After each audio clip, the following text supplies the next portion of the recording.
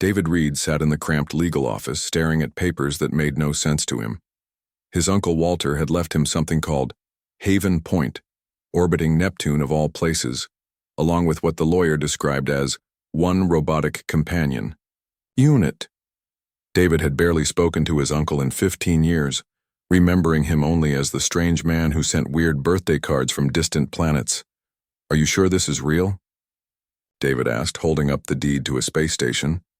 The lawyer nodded and handed him a datapad containing his uncle's final message. Walter's weathered face appeared on screen, looking tired but strangely hopeful. "David, if you're watching, I'm gone and you've inherited more than you know. Haven Point isn't much to look at, but she's got good bones. Take care of Rover for me.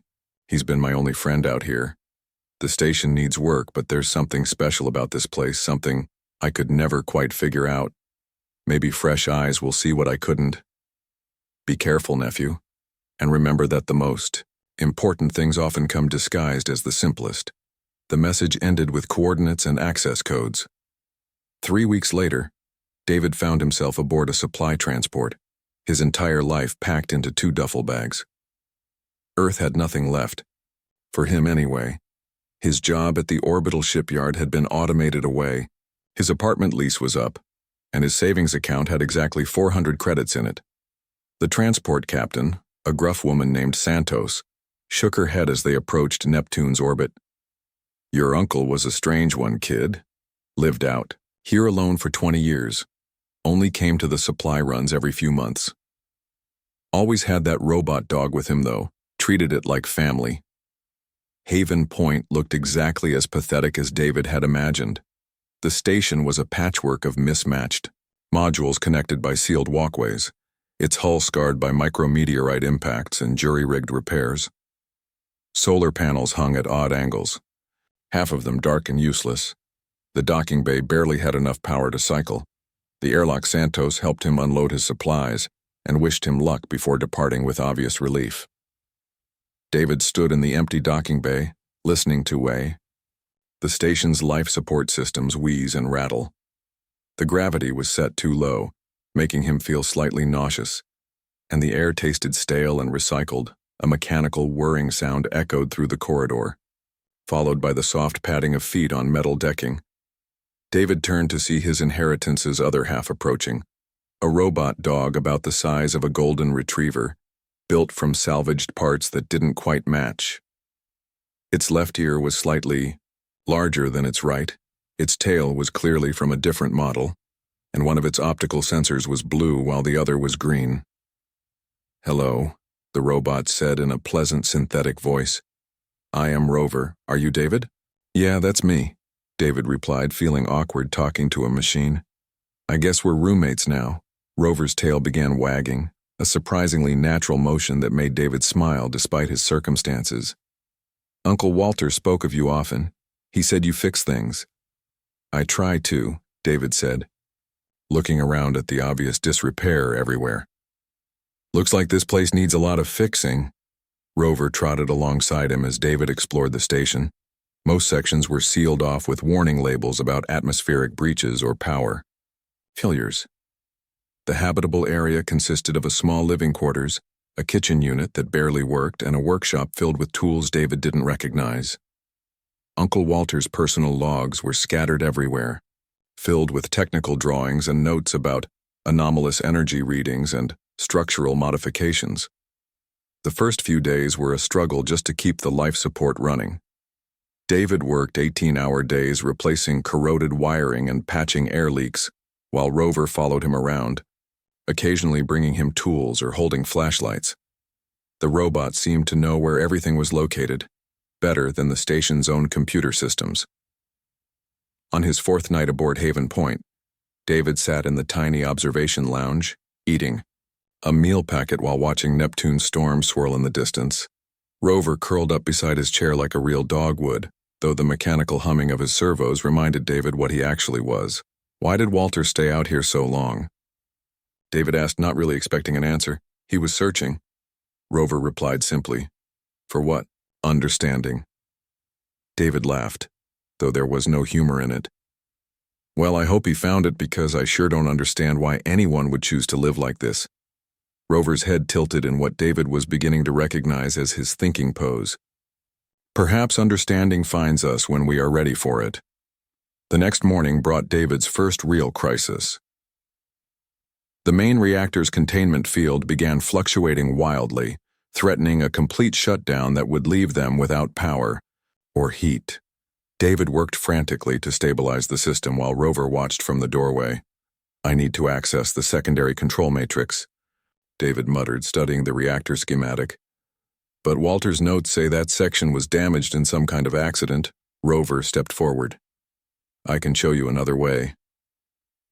The robot led him through a maze of maintenance tunnels David hadn't known existed, emerging in a section of the station that looked completely different from the rest. The walls here were smoother, made from some kind of dark metal that seemed to absorb light. Strange symbols were etched along the corridors, and the air hummed with an energy David couldn't identify. "Walter never mentioned this area," David said, running his hand along the strange wall material. "He preferred not to discuss it," Rover replied. "But the secondary controls are here." They found a control panel that looked nothing like standard human technology. When David hesitantly pressed what looked like an activation switch, the reactor stabilized immediately, its readings dropping to safer levels than he'd seen since arriving. "How did you know about this?" David asked, turning to look at Rover. The robot's mismatched optical sensors focused on something beyond David's shoulder. "Uncle Walter taught me many things." That night, David couldn't sleep.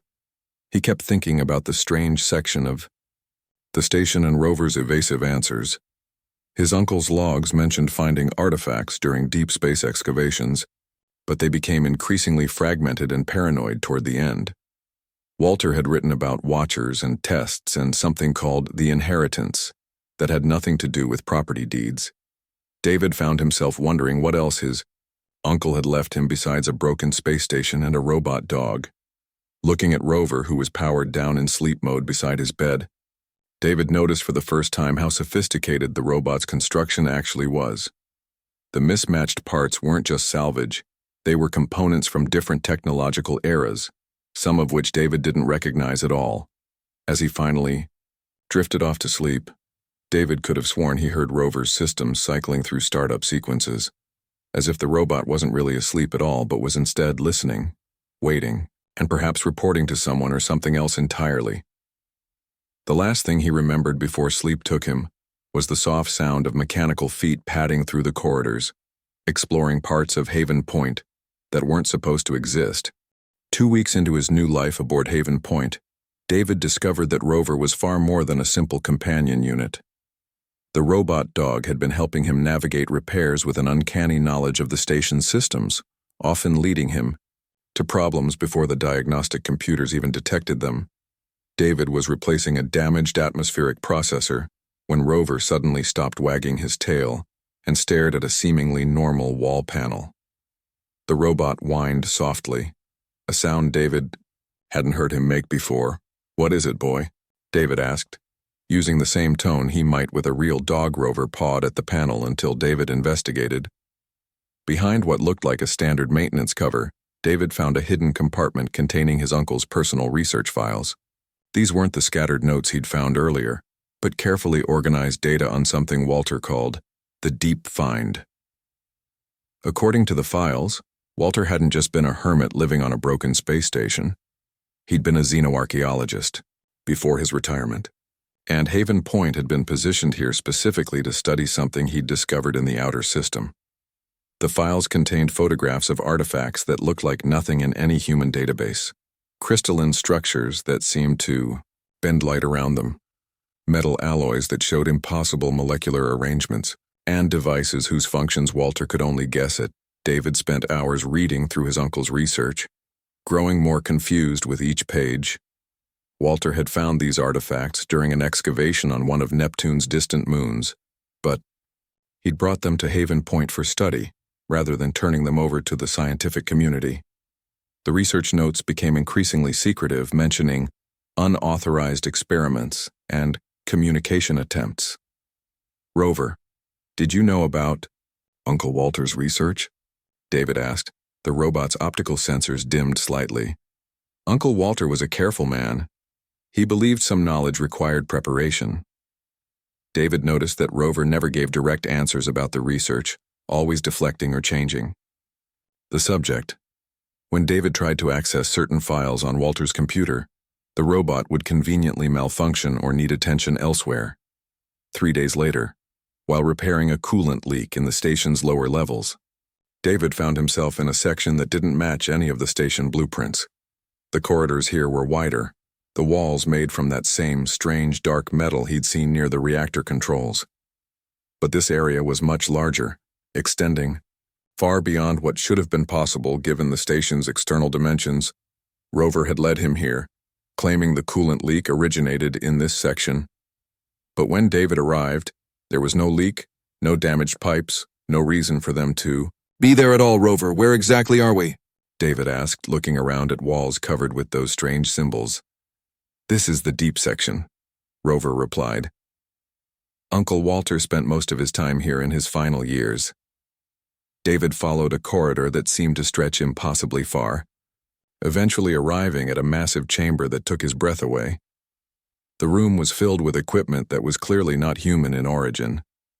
Crystalline displays showed star maps of regions David didn't recognize, while metal structures hummed with energy patterns that made his teeth ache. At the center of it all stood a control console covered in the same symbols he'd been seeing throughout this hidden section. My God, David whispered. Walter found an alien installation. Rover moved to the central console and sat down, his posture unusually formal. This is where Uncle Walter learned the truth. David approached the console carefully, afraid to touch anything. The symbols seemed to shift and flow when he wasn't looking directly at them, creating patterns that almost made sense before dissolving into incomprehensible geometries. Some of the displays showed what looked like technical schematics, while others contained flowing scripts in languages that had never been spoken by human throats. What? Truth, Rover? What did Walter learn here? The robot's tail stopped wagging entirely. That he was not the first to find this place, that this station was built around these systems, not the other way around, that someone has been watching and waiting for a very long time. David felt a chill that had nothing to do with the station's environmental systems. He began examining Walter's final research logs more carefully, finding entries that painted a picture of a man slowly losing his grip on reality, or perhaps gaining a grip on a reality too large for human understanding. Walter had discovered that the artifacts weren't just alien technology. They were part of a vast network spanning the galaxy. The crystalline devices could communicate across impossible distances, sharing information between nodes that Walter estimated were scattered throughout known space.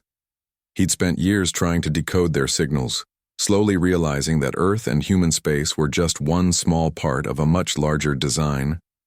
Final entries were the most disturbing. Walter wrote about making contact, about receiving responses to his communications attempts. He described voices that spoke without sound, knowledge that arrived without learning, and the growing certainty that humanity was being evaluated by intelligences vast and ancient. The test is real, Walter had written in his last coherent entry. They've been watching us since we first left Earth. Every expansion into space, every technological advancement, every choice we make as a species, all of it has been observed and measured. I've been chosen as an observer, but I'm not strong enough for what they want to show me. Perhaps David will be different. Perhaps the young can adapt where the old cannot. David looked up from the logs to find Rover watching him with unusual intensity. The robot's mismatched optical sensors seemed more focused than before, as if something behind them was paying very close attention to David's reactions. Rover, what aren't you telling me? David asked. You're more than just a robot dog, aren't you? For a long moment, Rover didn't respond. Then slowly, the robot walked to the central console and placed his paw on a specific symbol. The chamber filled with soft light as displays activated throughout the room, showing star maps, technical readouts, and streams of data in languages David couldn't read. I am what Uncle Walter made me, Rover said finally. But I am also something more. something that has been waiting for someone who could understand. The displays shifted, showing Earth surrounded by a web of connections leading to similar networks throughout the galaxy. David realized he was looking at a map of something vast, a galactic civilization that humanity had never suspected existed. Who built all this? David asked. Rover's tail began wagging again, but slowly, as if the motion required conscious effort. They called themselves the Builders. They created the pathways between stars, the hidden stations, the tests that determine which species are ready to inherit their legacy. David stared at the star map, trying to comprehend the scale of what he was seeing. Humanity had thought they were alone in the galaxy, or at least alone among intelligent species. But according to this display, they were surrounded by a network of civilizations so advanced that human technology looked primitive by comparison. Are they still out there? The Builders? Rover's optical sensors dimmed. They transcended physical form long ago, but they left guardians, watchers, guides for species that might prove worthy. Uncle Walter tried to be humanity's guide, but the weight of knowledge broke him. That responsibility has now passed to you. David felt overwhelmed by the implications. His inheritance wasn't just a broken space station and a robot dog. It was humanity's first contact with a galactic civilization, and somehow, he'd become humanity's representative in whatever test was being conducted. What happens if we fail the test? He asked. Rover moved away from the console and the displays dimmed. Uncle Walter believed that species who fail are simply left alone to develop naturally. But recent communications suggest the situation has changed. Other forces in the galaxy have become aware of humanity's potential, and not all of them believe in the Builders' patient approach to evaluation. That night, David couldn't bring himself to return to his quarters. He sat in the alien chamber, surrounded by technology that represented knowledge beyond human understanding, while Rover powered down into sleep mode nearby. But David noticed that even in sleep, the robot's systems maintained connections to the alien console, streams of data flowing between them in patterns too complex for David to follow. As he watched those data streams, David began to understand that his uncle's final message had been both warning and invitation. Walter had passed more than property to his nephew. He'd passed the responsibility for humanity's future among the stars. And somewhere in the vast network of alien intelligence, other minds were watching David's every choice, measuring his worthiness to inherit secrets that could elevate humanity beyond their wildest dreams, or destroy them entirely. David had been avoiding the alien chamber for 3 days, trying to focus on mundane repairs that kept his hands busy and his mind away from the impossible implications of what he'd discovered. But Rover seemed restless, pacing through the station and frequently stopping to stare in the direction of the hidden section on the 4th day, while David was replacing a faulty air recycler. Every display screen on Haven Point suddenly activated simultaneously. The screens showed the same symbol, a complex geometric pattern that seemed to pulse with its own inner light. Rover appeared immediately, his usually casual demeanor replaced by something David had never seen before. Urgency.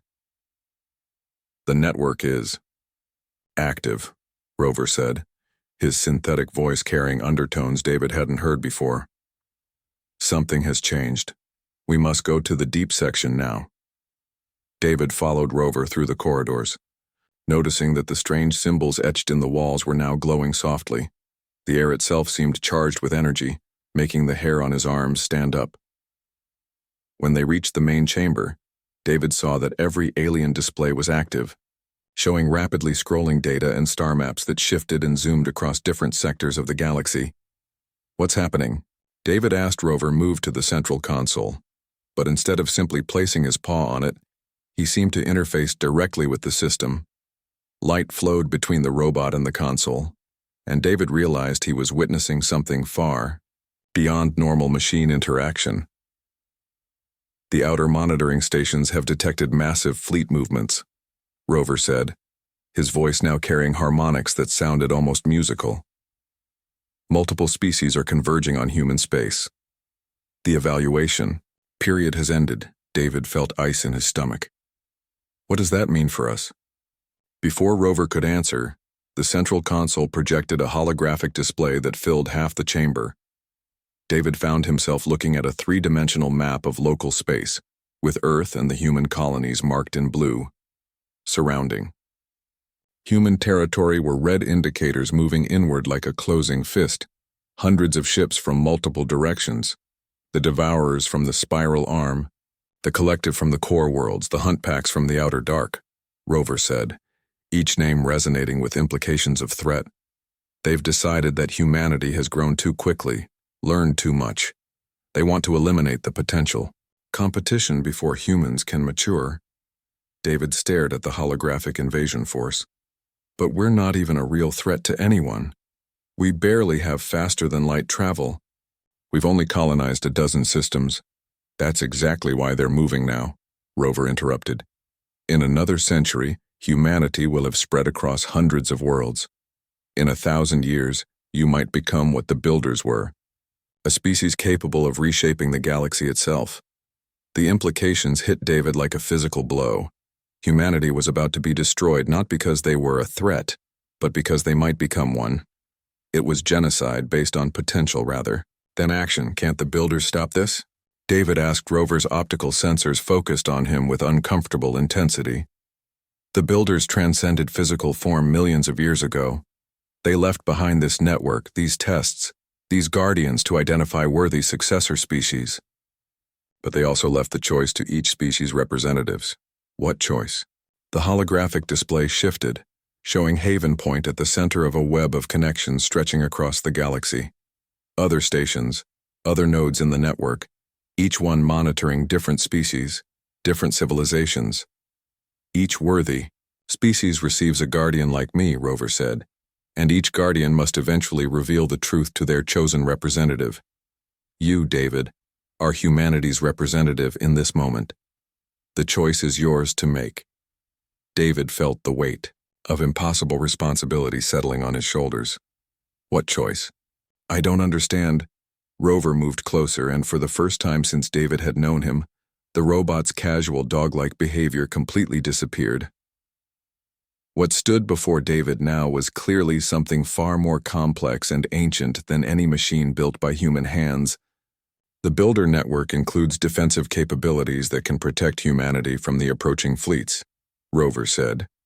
But it also includes weapons capable of destroying entire star systems. Every species that has faced this choice has eventually chosen to use those weapons for conquest rather than protection. They become what they feared their enemies would become.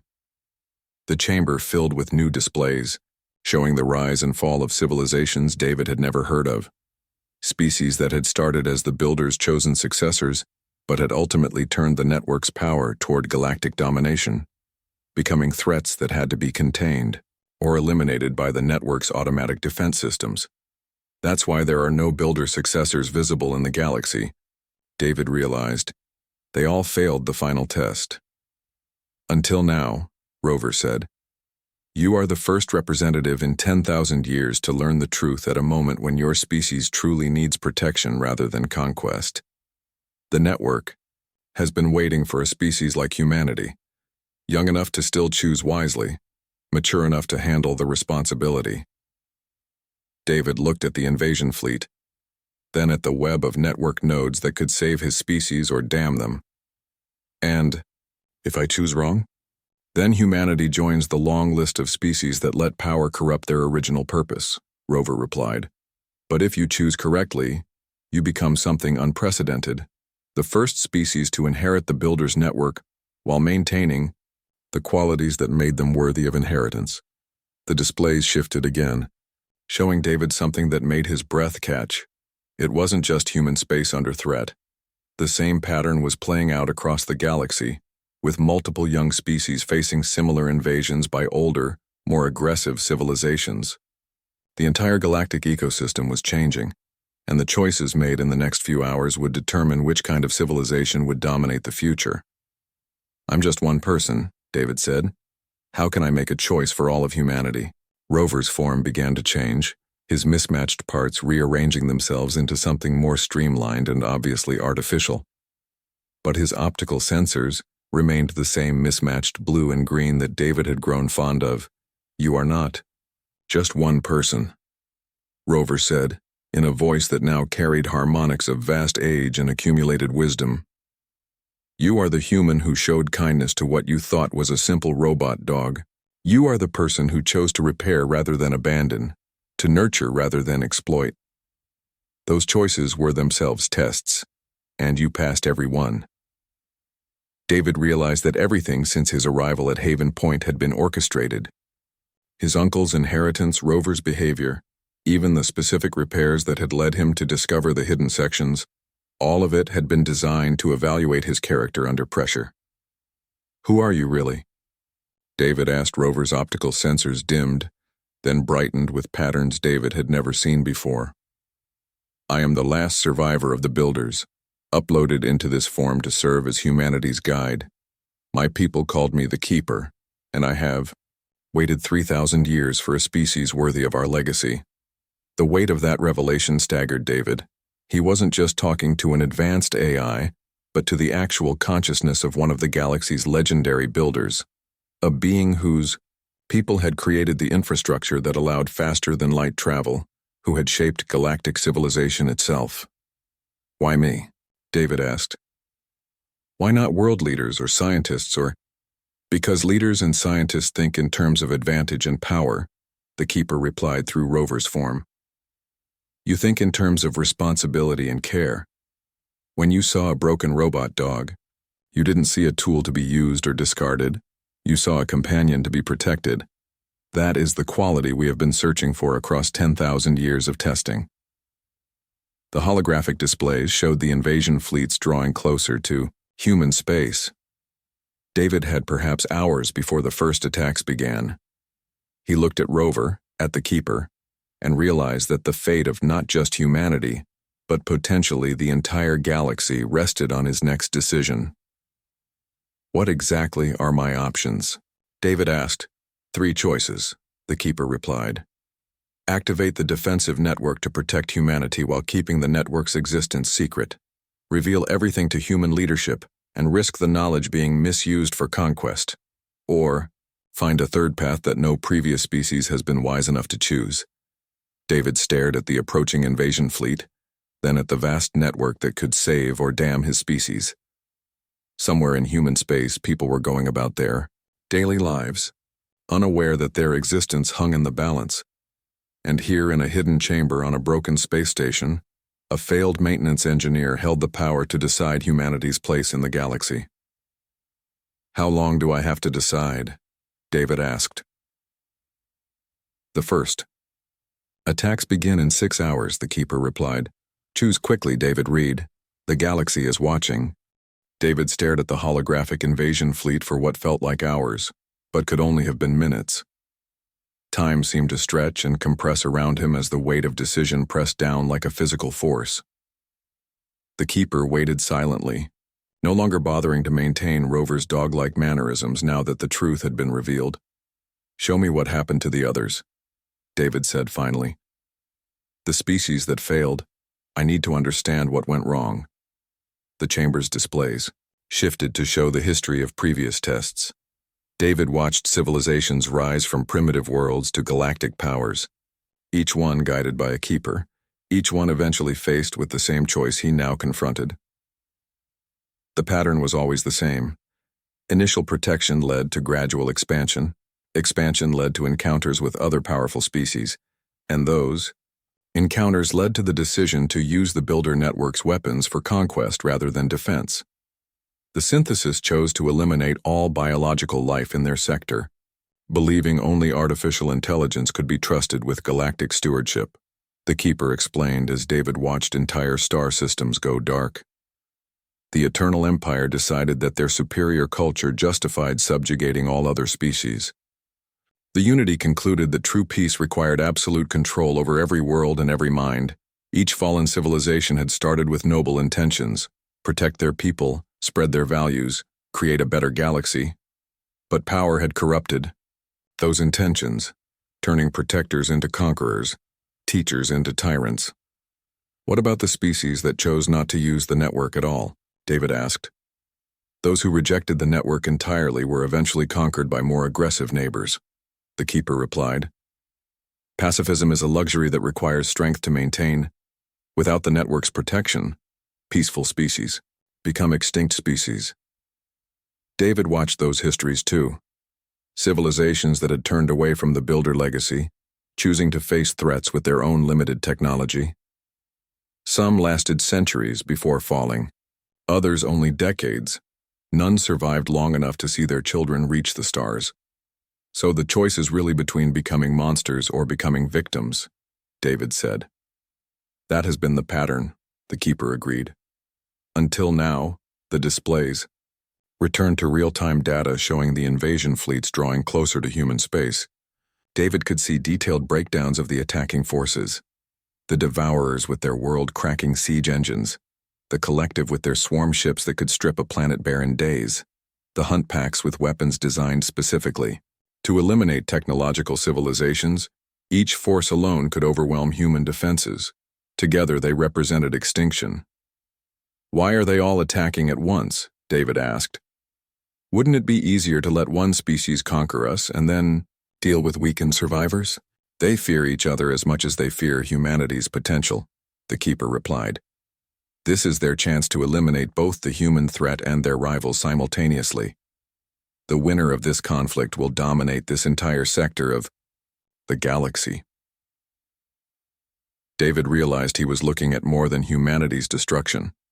He was witnessing a galactic war that would reshape interstellar civilization, with Earth and the colonies as ground zero. Even if humans could somehow survive, the aftermath would leave them surrounded by whoever proved strongest among their would-be destroyers. What exactly can the network do? David asked. Show me the defensive capabilities. The chamber filled with new displays showing the true extent of the builder legacy, hidden installations throughout human space and beyond, each one capable of generating energy shields that could protect entire star systems, automated defense platforms that could engage fleets from impossible distances, communication networks that could coordinate responses across hundreds of light-years instantly.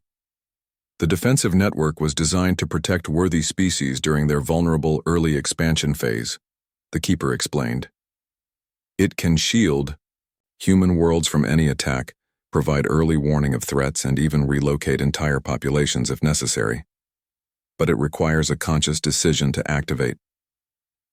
David studied the defensive capabilities, trying to understand their limits.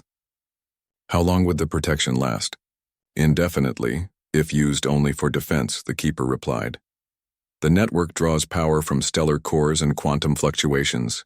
It can maintain protective barriers for millions of years if necessary. But David could see the temptation that had doomed previous species. The same systems that could shield human worlds could also attack enemy territory. The installations that protected could just as easily conquer. Every defensive tool in the network had offensive applications that would make humanity the dominant force in the galaxy. And the weapons? David asked, though part of him didn't want to know. The displays showed capabilities that made David's stomach turn. Devices that could collapse stars, machines that could rewrite the quantum structure of matter itself, weapons that could strip the life from entire worlds while leaving the planets intact for colonization. The builders had created tools of such devastating power that their activation would make humanity not just survivors, but gods of destruction. Previous species always convinced themselves they needed the weapons for protection, the keeper said. Just a limited strike against the most dangerous enemies, just enough force to ensure lasting peace, just sufficient power to prevent future threats. But power changes those who wield it, and soon protection becomes indistinguishable from domination. David watched the invasion fleets approach and felt the terrible allure of absolute solution. How easy it would be to simply eliminate the threat, to ensure humanity never faced such danger again. How logical it seemed to strike first, to remove not just the current attackers, but all potential future enemies. How reasonable conquest appeared when framed as permanent defense, I understand. Why they all failed, David said quietly. When you can solve every problem with overwhelming force, it becomes impossible to see any other solution. That is the true test, the keeper agreed. Not whether a species can handle power responsibly, but whether they can choose not to use it even when it would solve their immediate problems. The displays showed real-time communications from the invasion fleets, intercepted messages between the different attacking forces. David could see their coordination, their confidence, their absolute certainty that humanity would be extinct within days. They spoke of dividing human territory, of claiming the best worlds, of ensuring no human survivors escaped to seek revenge. They're not just invading, David realized. They're planning genocide, complete extinction, the Keeper confirmed. They've studied human expansion patterns, human technological development, human cultural adaptability. Their analysis concludes that humanity left alive will eventually become an existential threat to every other species in the galaxy. David felt anger building inside him, not just at the approaching invasion, but at the cosmic injustice of being condemned for potential crimes.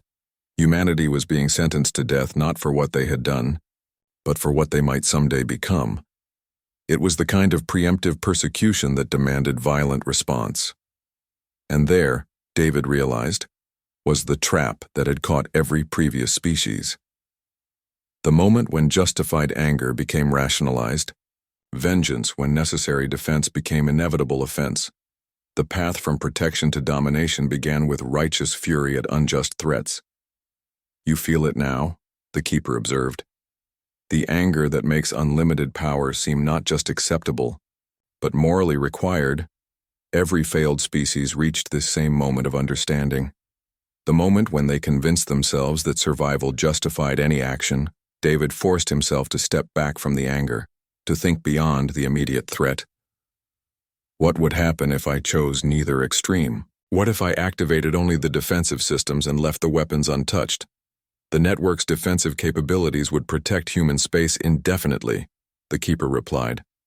But the attacking species would remain a threat to other young civilizations. They would eventually develop ways to counter the defenses, or simply wait for human vigilance to falter. Defense alone has never produced lasting security. David studied the star maps, seeing the bigger picture the Keeper was showing him. The current invasion was just one manifestation of a larger, galactic ecosystem where aggressive species preyed on peaceful ones. Protecting humanity alone would leave the fundamental problem unsolved. How many other species are facing similar threats right now? David asked. The displays showed dozens of young civilizations scattered across the galaxy, each one monitored by their own Keeper, each one eventually destined to face the same test David confronted.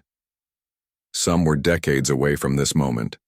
Others were centuries, but all would eventually reach the point where they had to choose between power and principle. That's the real test, isn't it? David said, understanding finally dawning. It's not about whether humanity survives. It's about what kind of galaxy we help create. The Keeper's optical sensors brightened with what David had learned to recognize as approval. You begin to see the larger pattern. Every choice made by every tested species affects not just their own survival, but the future of galactic civilization itself. The builders designed this test to identify not just survivors, but shepherds. David looked at the approaching invasion fleet, then at the defensive network that could save his species, then at the weapons that could remake the galaxy. For the first time since learning the truth, he began to see a path that none of the previous species had been wise enough to choose. Time was running out. The invasion would begin in less than 4 hours, and whatever choice David made would echo through the centuries. He was no longer just deciding humanity's fate, but potentially determining what kind of civilization would inherit the galaxy when the current cycle of violence finally ended. I think I know what I have to do, David said. But I'm going to need your help to do it right. The Keeper waited, and David could sense vast intelligence focused entirely on his next words. The moment of choice had finally arrived. David faced the central console while invasion fleets closed in on human space. 3 hours remained before the first attacks would begin, but his decision was already forming. Not the simple binary choice between defense and offense that had trapped previous species, but something entirely different. I need to speak directly to the other Keepers, David said. All of them. The ones monitoring other species facing similar threats. The Keeper's optical sensors flickered with surprise. That has never been attempted. The network protocols were designed for individual guidance, not collective communication. Then it's time to change the protocols, David replied. You said dozens of other species are being tested right now. What if instead of facing these challenges alone, they could face them together? The chamber's displays shifted as the Keeper processed this unprecedented request. David could see connections forming across the galactic network, pathways opening between nodes that had operated in isolation for millennia. One by one, other chambers on distant worlds came online, each containing their own representative facing their own version of David's impossible choice. This is extraordinary. Voices began speaking from the displays, some in languages David couldn't understand, others translated by the network. We have been alone with these decisions for so long. David found himself looking at representatives from across the galaxy. A crystalline being whose homeworld was threatened by metal-devouring swarms, an aquatic species facing invasion by atmospheric manipulators who would make their ocean world uninhabitable. A hive-mind collective being hunted by individualist empires who viewed their unity as an existential threat. We're all facing the same basic problem, David said, addressing the assembled representatives. Aggressive older species who want to eliminate us before we can become threats. But what if we approach this differently than every species before us? The weapons are available, one representative replied, their translated voice carrying undertones of desperate temptation. We could eliminate our enemies permanently, ensure our children never face such threats, and become the very thing our enemies fear we might become, David countered. Look at the pattern. Every species that chose weapons for protection eventually became the next generation of aggressors. The cycle never ends because power corrupts even the most noble intentions. David gestured to the displays showing galactic history. But what if we broke the cycle? What if instead of using the network's power to dominate our enemies, we used it to offer them something they've never had before? What could we possibly offer species that want to exterminate us? Another representative asked. A better choice than extinction or submission, David replied. Think about why these older civilizations are so aggressive. They've been fighting for resources, territory, survival for millions of years. It's all they know. But what if we showed them there was another way? The Keeper processing David's words, and David could sense the vast intelligence grappling with concepts that had never been considered in the network's long history. You propose to offer alliance to species that are currently trying to destroy humanity. Not just alliance, David said, his voice growing stronger as the idea developed. Partnership. The network can protect more than just us. It can protect them, too. Instead of using our defensive capabilities to shield humanity, while leaving our enemies vulnerable to each other, we use them to create genuine security for everyone.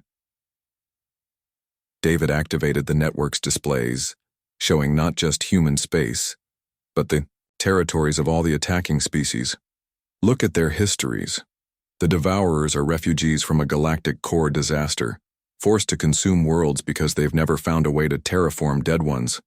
The Collective strips planets because they've never learned sustainable resource extraction. The Hunt Packs attack everyone because they've never known security. The assembled representatives began to understand what David was proposing. Instead of eliminating threats, they would eliminate the underlying causes of threatening behavior. Instead of destroying aggressive species, they would remove the desperation that made them aggressive. The network has terraforming capabilities, one representative observed. Stellar engineering, ecological restoration, resource synthesis. We could give the Devourers new worlds, instead of forcing them to take existing ones.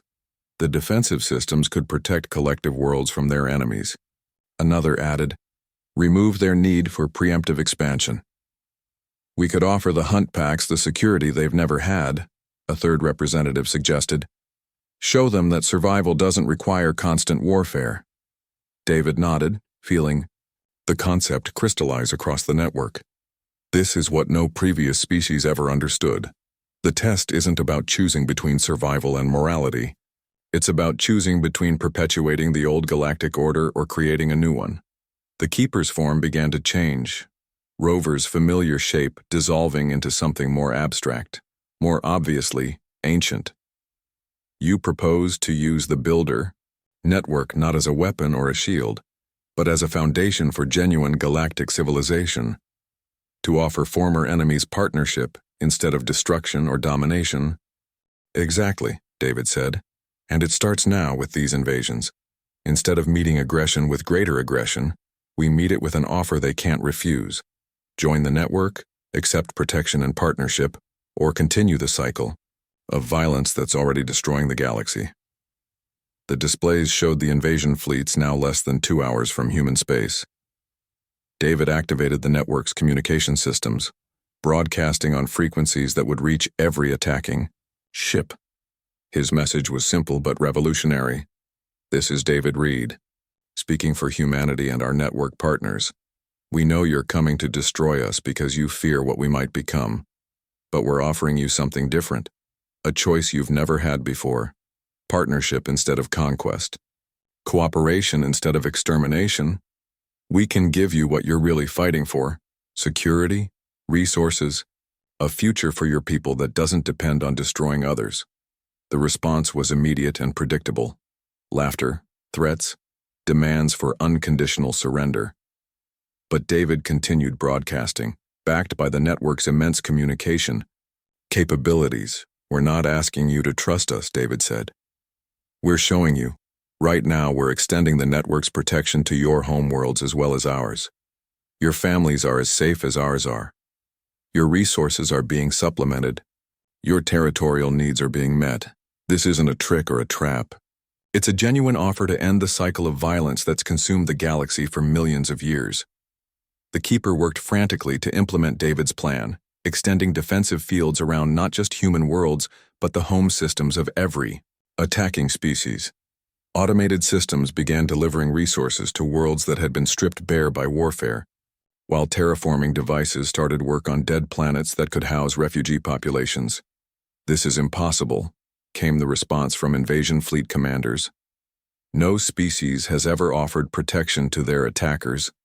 There must be. Conditions demand some hidden cost. The only condition is that you choose cooperation over conquest, David replied. The only demand is that you offer the same protection to other species that we're offering to you. The only cost is giving up the belief that security requires someone else's destruction. For long minutes, space hung silent as invasion fleets held position, their commanders grappling with an offer that violated everything they understood about galactic politics. Then, slowly, responses began to arrive, the collective council requests. Clarification of terms came one transmission. Devourer ship clans are interested in these terraforming capabilities, came another. Hunt pack leaders demand proof of your defensive claims, came a third. David smiled, feeling the weight of galactic history shifting around him. Keeper, show them what genuine security looks like, not the security of superior weapons, but the security of mutual protection. The network activated fully for the first time in millions of years, not as a tool of war, but as the foundation of peace. Defensive fields expanded to protect former enemies. Construction systems began building colonies for displaced populations, and communication networks opened channels between species that had been fighting each other for millennia. This is unprecedented, the Keeper said, its ancient voice carrying wonder David had never heard before. In all our testing, no species has ever chosen to extend protection to their attackers. You have found the path that eluded every previous civilization. Over the following hours, David watched the galaxy begin to change. Invasion fleets became construction crews, weapons platforms became communication relays, and the network designed for testing individual species became the foundation for genuine galactic civilization. Not every aggressive species accepted the offer immediately, but enough did to create momentum for the rest. What happens to the testing now? David asked as he watched former enemies work together to build the infrastructure of cooperation. The testing is over, the Keeper replied. You have proven that the builders chose correctly when they designed the network to identify not just intelligent species but wise ones. Humanity and your partners have inherited not just our technology, but our purpose. You are now the gardeners of galactic civilization. David looked around the chamber that had once seemed like a trap, but now felt like the bridge of humanity's future. Haven Point was no longer a broken space station orbiting Neptune, but the first embassy in a galactic community built on cooperation rather than conquest. So what happens now? David asked. The Keeper's form had stabilized into something that honored both his original dog-like appearance and his true nature as humanity's guide. Now you do what the builders could never do. You help the galaxy grow into something worthy of inheriting the universe itself. And I finally get to be what I always wanted to be. Not a guardian watching over a test, but a companion helping build something better. David reached down to pet Rover's head, feeling the warm metal of ancient wisdom and newfound hope. Outside the station, the galaxy was learning that strength could serve protection rather than domination, that survival didn't require someone else's extinction, and that the greatest inheritance of all was the wisdom to choose cooperation over conquest. Haven Point had become exactly what its name promised. A haven, not just for humanity, but for the hope that intelligence and wisdom together could finally create the galaxy that the builders had always dreamed their children might build.